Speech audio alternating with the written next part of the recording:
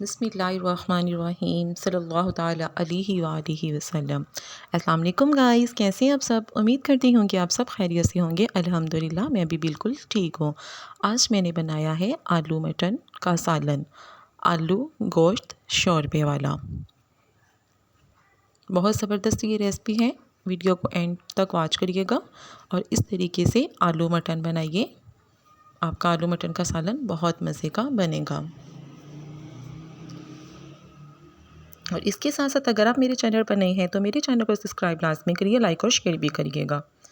اور اگر آپ کو یہ ریسپی پسند آئے گی تو مجھے کمنٹ کر لازمی بتائیے گا۔ آئیے ہم اپنی ریسپی کی طرف چلتے ہیں۔ میں نے 3 پاؤ مٹن لے لیا تھا اور اس کو اچھی طرح سے میں نے واش کر لیا تھا۔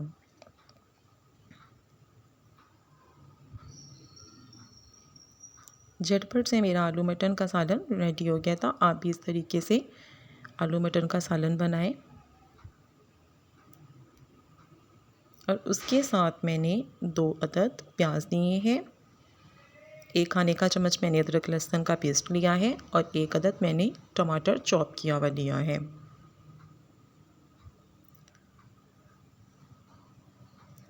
اور اس کے ساتھ میں نے 1 کھانے کا چمچ ہلدی پاؤڈر، 1 چائے کا چمچ میں نے اس کے اندر لال مرچ پاؤڈر ڈالنا ہے اور 1 کھانے کا چمچ میں نے اس کے اندر خشک دھنیا پاؤڈر، 1 چائے کا چمچ زیرہ، 3 عدد لونگ، دال چینی کے پیس اور حسب ضرورت نمک لیا ہے۔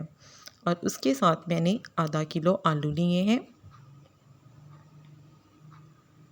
ان کو میں نے چھیل کر واش کر لیا ہے اور اس سائز کے میں نے آلو کاٹ لیے ہیں۔ اب میں نے پریشر کوکر میں سب سے پہلے گوشت ایڈ کرنا ہے۔ بسم اللہ الرحمن الرحیم۔ اس کے ساتھ ٹماٹر، پیاز، ادرک لہسن کا پیسٹ شامل کریں گے اور اس کے ساتھ میں تمام سپائس وغیرہ ایڈ کر لوں گی۔ اس کے اندر میں نے 1 چائے کا چمچ لال مرچ کا استعمال کیا تھا، آگے میں کالی مرچ کا بھی استعمال کروں گی۔ اور 2 گلاس میں نے پانی کے ڈال کے اس کو گلا لیا ہے۔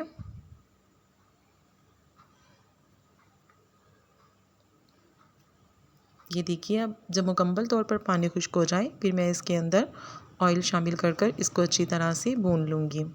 میرے گلاس کا سائز چھوٹا تھا۔ اب 1 چائے کا چمچ میں نے اس کے اندر کالی مرچ کا استعمال کیا ہے، 1 چائے کا چمچ میں نے اس کے اندر لال مرچ پاؤڈر اور 1 چائے کا چمچ میں نے اس کے اندر کالی مرچ کا استعمال کیا ہے۔ اس سے ہماری ہنڈیا کا ٹیسٹ بہت مزے کا بنے گا۔ اور اب میں نے اس کے اندر ½ کپ آئل کا شامل کیا ہے۔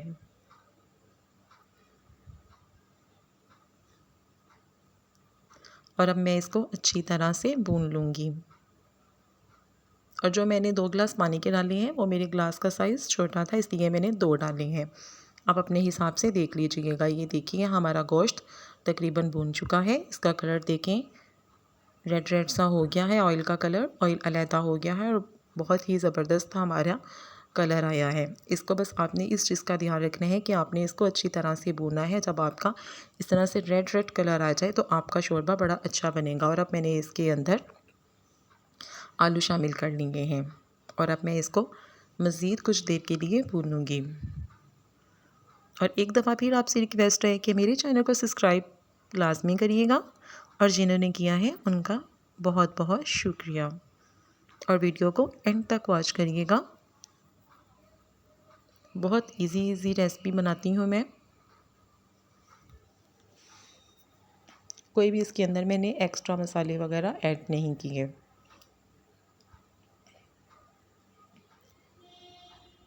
یہ دیکھیے ماشاءاللہ سے کتنا اچھا کلر آیا ہے۔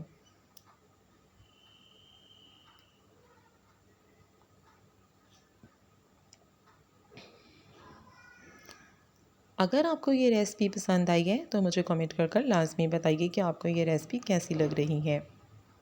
اور اگر آپ کو مزید کسی ریسپی کی ضرورت ہے تو مجھے کمنٹ کر کے بتائیے، انشاءاللہ میں وہ ضرور بنا کر ویڈیو اپلوڈ کروں گی۔ اور اب میں نے اس کے اندر 2 گلاس پانی کے شامل کرنے ہیں اور اب میں اس کو آلو گلنے تک پکا لوں گی۔ یہ دیکھیے ہمارے آلو گل چکے ہیں میں نے پریشر لگایا تھا صرف 2 منٹ، اس سے ہمارے آلو بہت جلدی گل گئے تھے۔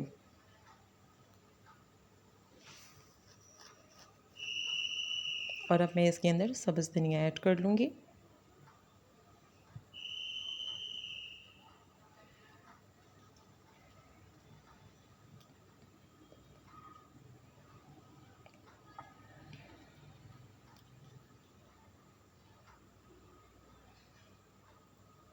الحمدللہ ہمارا سالن مکمل طور پر ریڈی ہو چکا ہے۔